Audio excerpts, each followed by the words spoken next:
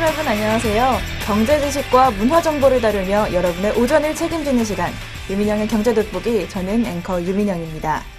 내일은 바로 발렌타인데이라고 하죠. 벌써부터 거리에서 초콜릿 파는 행사들 많이 볼 수가 있는데요. 초콜릿 파는 행사들 보시면서 초콜릿 회사들 상술이야 이렇게 생각하지 마시고요. 사랑하는 사람들에게 마음을 나누는 기회로 삼아보시면 참 좋겠습니다. 꼭 초콜릿을 사지 않더라도요. 따뜻한 문자 한 통, 따뜻한 메시지 한 통이면 이 추운 겨울이 따뜻하게 녹지 않을까 싶습니다. 2월 13일 금요일입니다. 유민영의 경제 돋보기 지금 시작합니다.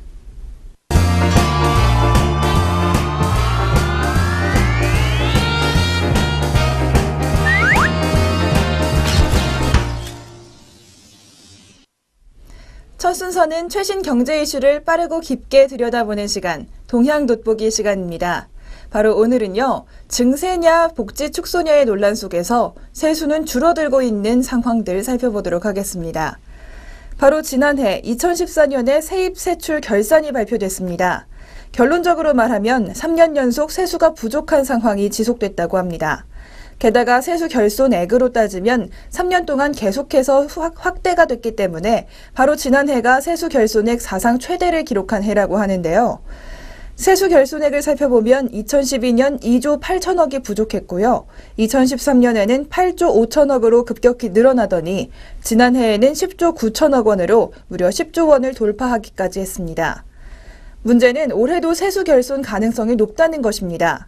결손이 계속된다면 4년 연속 세수가 부족한 상황에 처하게 되는 것이죠.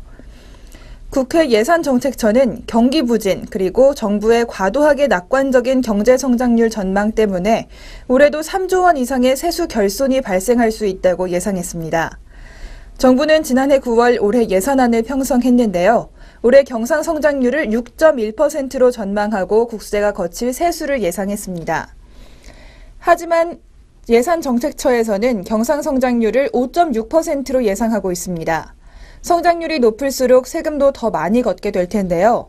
정부의 성장률과 국회의 성장률이 이렇게 다른 상황, 정부가 조금 과대평가를 하지 않나 하는 인상도 듭니다.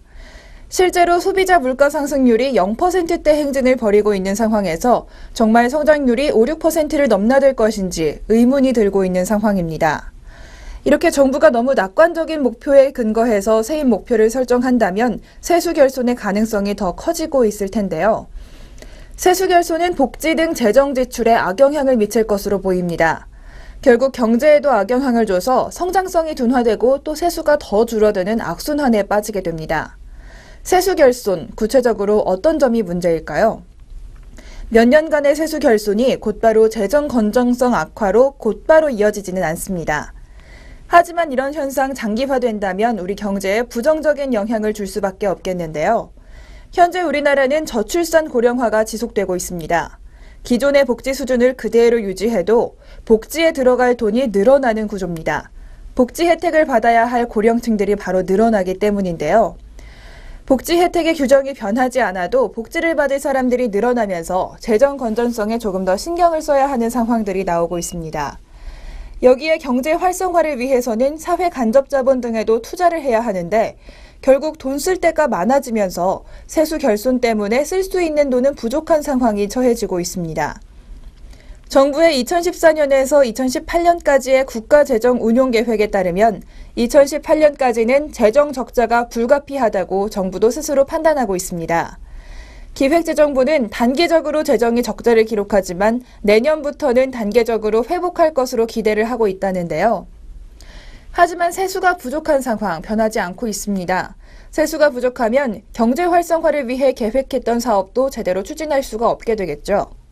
정부가 역점을 두고 있는 경제 활성화 정책에도 차질을 빚을 전망입니다.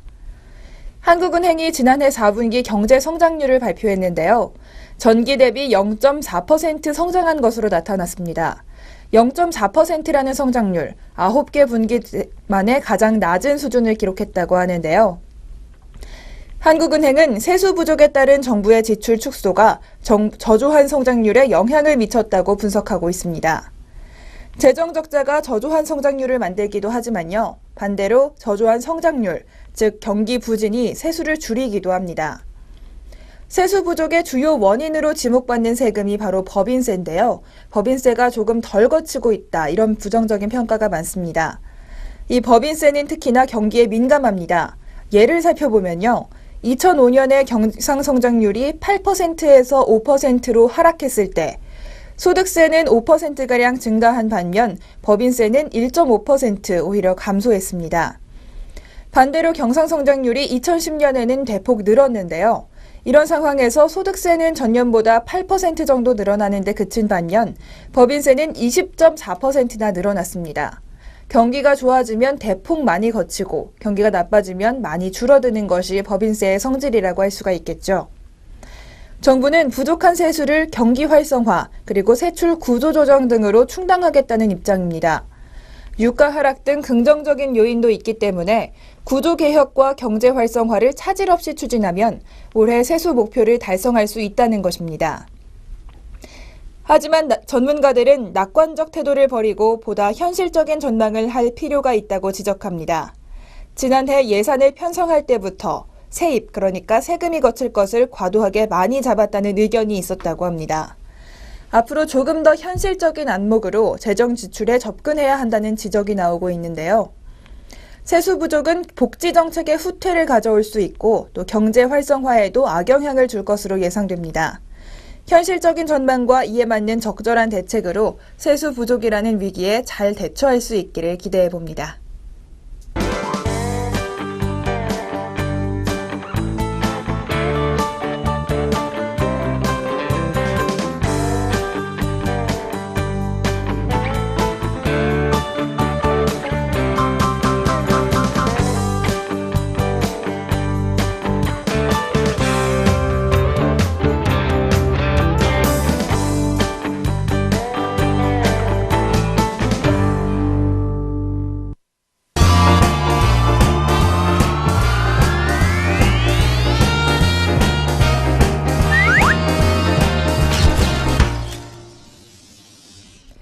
이번 순서는 아리송한 단어 확실하게 잡아가는 시간, 용어 돋보기 시간입니다. 오늘은 인터넷 전문은행을 비롯해서 IT와 금융의 융합에 대해서 알아보도록 하겠습니다. 먼저 금융 서비스를 인터넷으로 할 수 있는 것들이 점점 많아지고 있다고 합니다. 앞으로 그 공인인증서가 없어도 구글 글래스 같은 스마트 기기를 통한다면 지문이나 홍채 인식만으로 자금 이체 및 결제가 가능해질 것으로 예상되고 있는데요. 또 은행에 가지 않고 비대면 실명 확인을 통해서 계좌를 개설할 수 있는 한국형 인터넷 전문은행도 도입될 예정입니다. 하지만 정부가 인터넷 전문은행 활성화를 위해서 산업자본의 금융업 진출을 제한한 은산분리 원칙을 완화하겠다고 검토를 하고 있는데요. 이런 것들에 좀 찬반이 나뉘고 있습니다. 뜨거운 공방이 예상되고 있는데요. 하지만 기업들의 호응은 좋은 상황입니다. 국내 인터넷 대표 기업인 네이버와 다음 카카오는 산업 활성화에 도움이 될 것이라며 인터넷 전문은행 진출을 적극적으로 검토하겠다고 밝혔습니다. 그리고 또 정책들을 가만히 살펴보면요. 좋은 현상들이 많이 나타나고 있는데요. 금융위원회는 지난달 27일 IT와 금융융합 지원을 위한 2015년도 업무 계획을 발표했습니다. 금융당국은 전자금융에 대한 사전 규제를 최소화하기 위해서 6월까지 사전 보안성 심의 제도를 폐지하기로 했습니다. 바로 인터넷 전문은행에 물꼬를 터주기 위한 건데요. 금융위 금융서비스국장은 뱅크월렛 카카오와 카카오페이 서비스도 이런 심의를 거치느라 시행까지 6개월이나 걸렸다면서 앞으로 신규 개발 기술이 나온다면 신속하게 상용화할 수 있도록 규제를 바꾸겠다고 말했습니다. 또 스마트폰에서 계좌 이체를 할 때 공인인증서가 꼭 있어야 하는 불편함도 사라질 것이라고 합니다. 구글 글래스처럼 스마트 안경 혹은 웨어러블 기기를 통해서 지문 인식이나 홍채 인식으로 자금 이체와 결제가 가능해진다고 하는데요. 이를 위해서 금융당국은 공인인증서 사용을 강제하는 의무 규정을 폐지 또는 개선하기로 했습니다.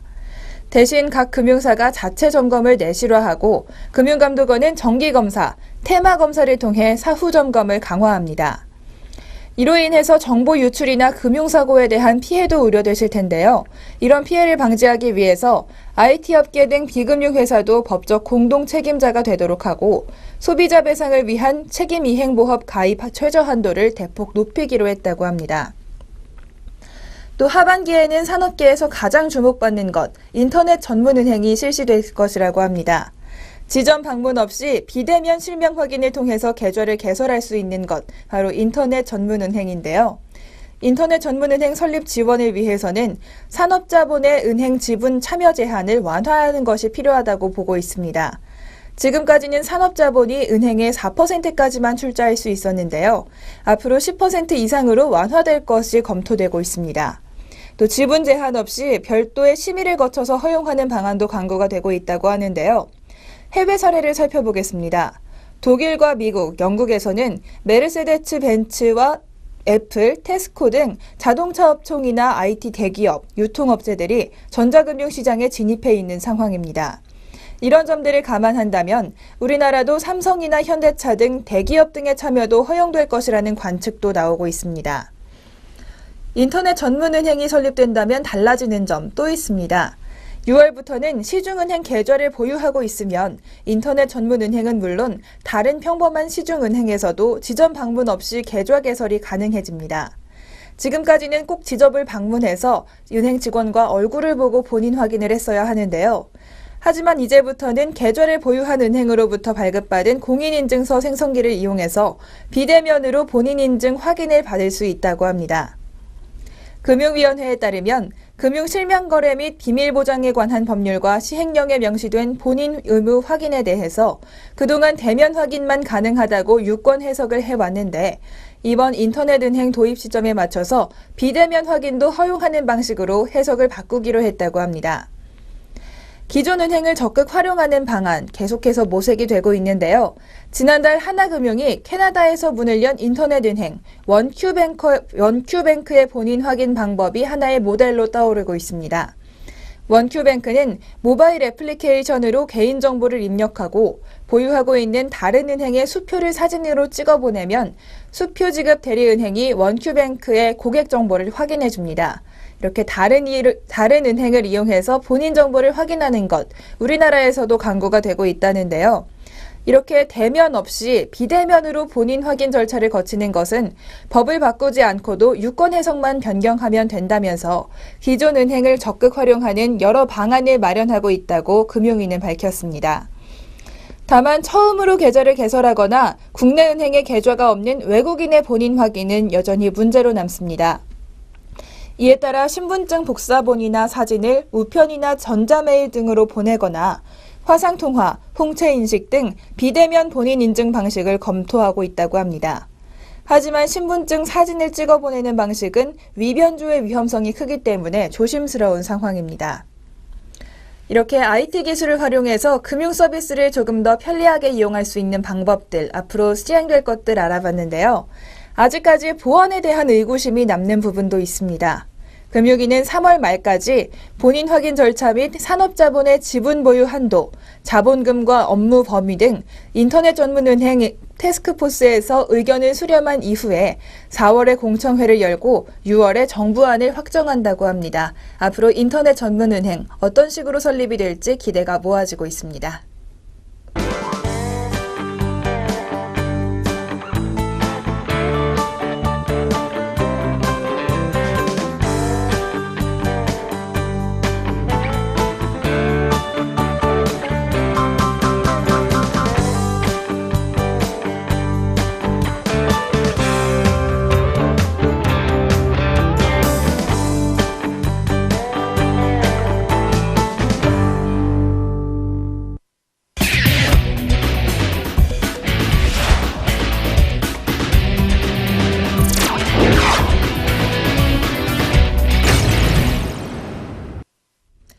경제에 문화적 재미를 더하다. 컬처 앤 이코노미 시간입니다.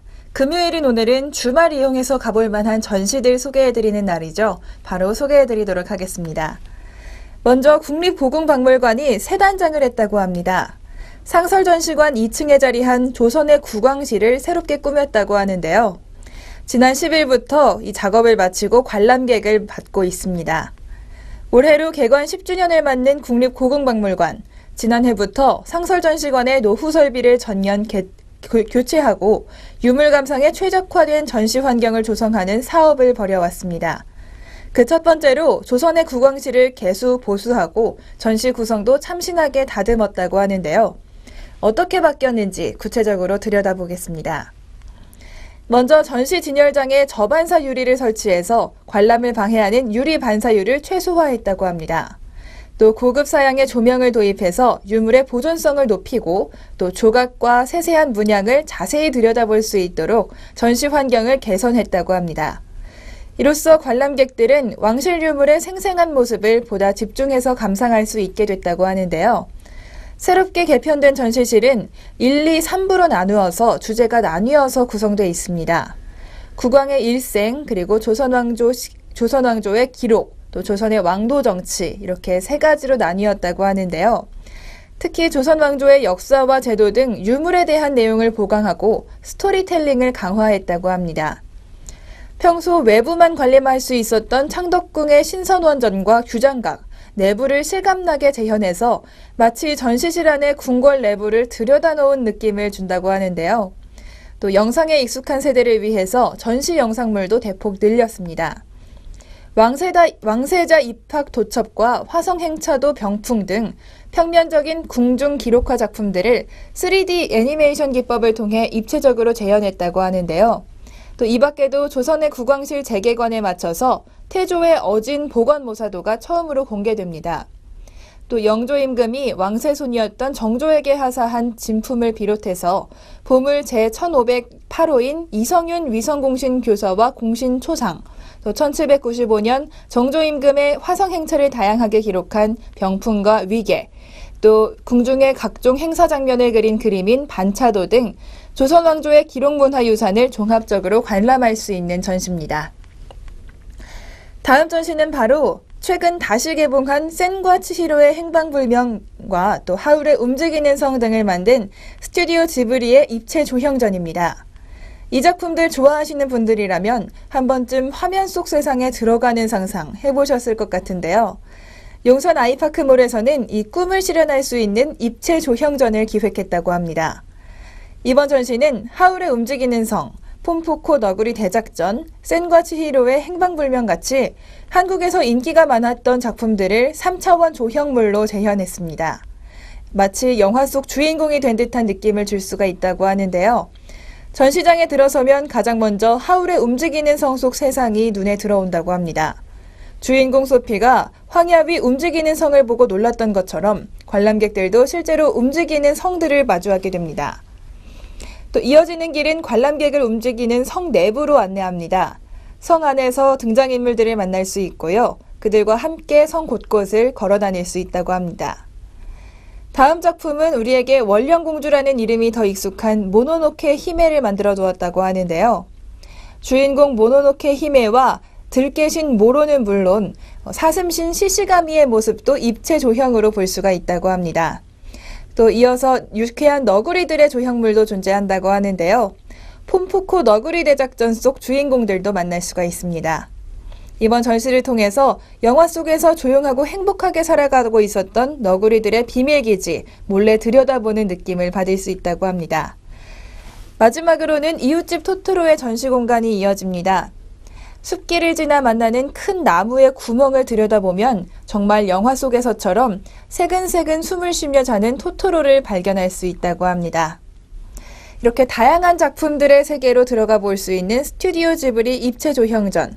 이 전시를 통해서 스튜디오 지브리의 다양한 작품들을 입체 조형물로 만나보고 또 되살아나는 영화 속 감동을 다시 한번 느낄 수 있을 것 같습니다.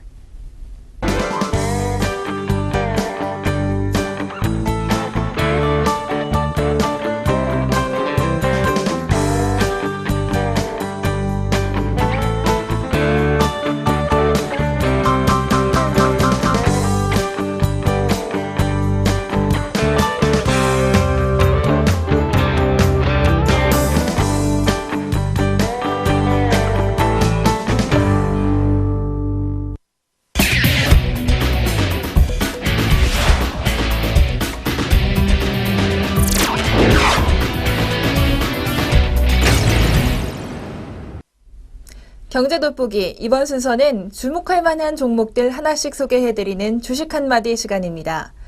오늘은 바로 게임빌에 대해서 알아보는 시간을 준비했습니다. 게임빌 4분기 실적이 발표가 됐죠. 4분기 실적은 예상을 하회했다는 평가입니다. 매출은 전년 동기 대비 85% 대폭 증가했지만 전분기 대비해서는 2.2% 감소했습니다. 크리티카와 다크 어벤져 2 등의 게임이 해외 매출이 많이 성장을 했다고 하는데요. 하지만 국내 시장 중심의 기존 게임들이 매출 감소를 통해서 예상치를 많이 하회한 상황입니다. 비용 부분에서는 신작 출시에 따른 국내외 마케팅 비용의 증가, 그리고 해외 거점 확대에 따른 기타 비용 증가 때문에 영업이익은 예상치보다 약 48%나 하회했다고 합니다. 특히 마케팅 비용의 경우에는 글로벌 모바일 게임들의 마케팅 강화 추세가 계속되는 만큼 2015년에도 게임빌의 마케팅 비용 50% 이상 증가할 것으로 예상되고 있는데요. 2월 중국 텐센트를 통해 출시된 별이 되어라라는 게임의 초기 성과가 아직 시장의 기대에 미치지 못하고 있습니다. 각종 순위 지표에서 부진한 모습을 보이고 있고 지난 주말 출시된 iOS에서도 공격적인 모습은 보여주지 못하고 있습니다. 그럼에도 불구하고 다양한 게임 라인업 앞으로 계속 준비가 돼 있다고 하는데요.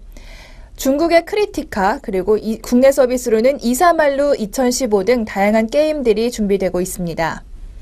최근 부각되고 있는 온라인 게임 IP의 모바일 활용, 즉 온라인 게임을 모바일에서 할 수 있도록 만들어주는 서비스인데요.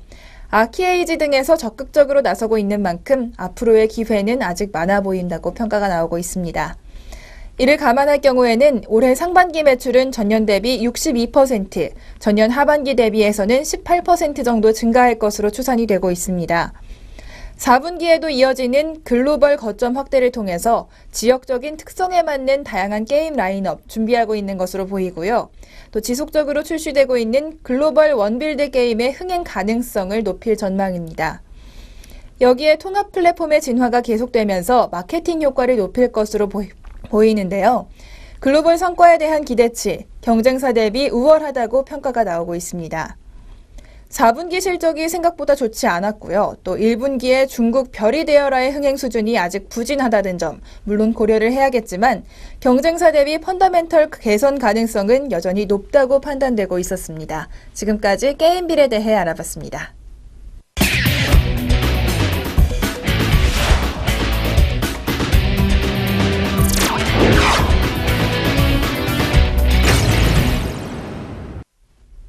경제적으로 사느라 지친 삶 가운데 쉼표가 되는 시간, 3분 문학 충전 시간입니다. 오늘은 강은규 시인의 사랑법이라는 시 준비했는데요. 사랑법, 제목을 그대로 풀이하자면 사랑하는 방법, 또 사랑할 때 지켜야 할 규칙들, 이런 식으로 해석할 수가 있겠는데요.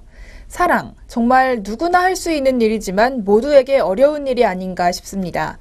강은규 시인이 말하는 사랑법 한번 참고해보고 싶은데요. 시 전문 바로 들려드리겠습니다.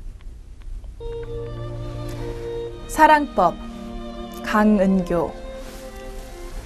떠나고 싶은 자 떠나게 하고 잠들고 싶은 자 잠들게 하고 그러고도 남는 시간은 침묵할 것 또는 꽃에 대하여 또는 하늘에 대하여 또는 무덤에 대하여 서둘지 말 것, 침묵할 것. 그대의 살 속에 오래전에 굳은 날개와 흐르지 않는 강물과 누워있는 구름, 결코 잠 깨지 않는 별을 쉽게 꿈꾸지 말고, 쉽게 흐르지 말고, 쉽게 꽃 피지 말고. 그러므로 실눈으로 볼 것, 떠나고 싶은 자, 홀로 떠나는 모습을, 잠들고 싶은 자 홀로 잠드는 모습을. 가장 큰 하늘은 언제나 그대의 등 뒤에 있다. 시인이 말하는 사랑법 공감이 가시나요? 가고 싶은 사람은 가게 내버려두고 잠들고 싶은 사람은 잠들게 내버려두라는 것, 가장 큰 사랑법인 것 같은데요. 그리고 침묵 속에 자신의 마음을 잘 살펴보라고 합니다. 시작하는 데는 다양한 방법들이 있겠지만요. 사랑을 지키는 데는 이 강은규 시인의 사랑법이 정말 맞는 방법이 아닌가 공감도 됩니다. 상대방을 이해하고 내 욕심대로 바꾸지 않으려는 것.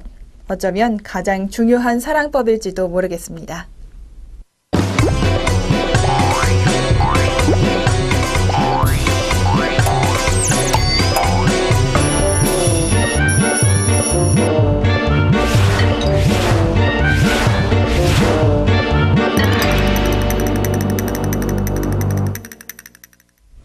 금요일 오전 시간이 지나고 있습니다. 정말 한 주 동안 투자하시느라 또 일과 보내시느라 수고 많으셨고요. 주말 편안하게 보내시기 바랍니다. 다가오는 설도 정말 준비 잘 하시길 바라겠고요. 저희는 다음 주 월요일 10시 30분에 다시 찾아뵙겠습니다. 시청해주신 여러분 고맙습니다.